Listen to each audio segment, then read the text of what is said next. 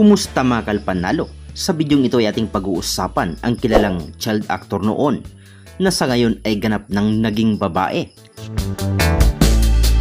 Pero bago natin simulan ang istorya ay shoutout muna sa inyo.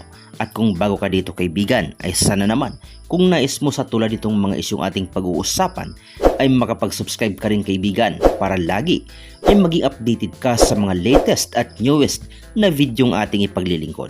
Maraming salamat! Si E.J. Jarolena o si Eduardo Jose Jarolena ay isinilang noong Nobyembre 12, 1993 sa Manila. Kilalang child actor noon sa Gawin Bulilit. Sa ngayon ay babaeng-babae na nga si E.J. at nagbabalik siya sa pag-arte bilang isang full trans woman sa Quantum Film Series sa GMA7 na What We Could Be na pinagbidahan rin ni Miguel Tan Felix, Isabel Ortega at Yasser Marta. Lumalabas noon si E.J. sa indie film na Pisay, Bagets, Newman at sa mga pelikulang Regal Films na Mano Po, Overload, Bahay Kubo, A Pinoy Mano Po at Love is Blind.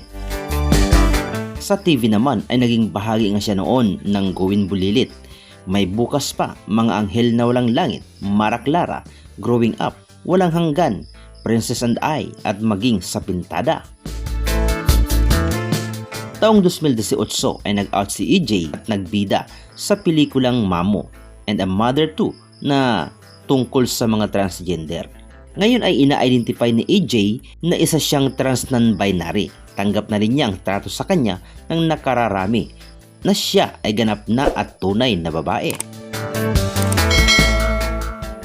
Anong masasabi mo kalpanalo sa isyong ito? Maaari mong i-comment yan sa comment section ng video ito. Maraming salamat sa iyong panonood. Maaari mo na i-check sa aming mga playlist ang iba pang mga isyong katulad dito. Sa muli, maraming salamat. Mua!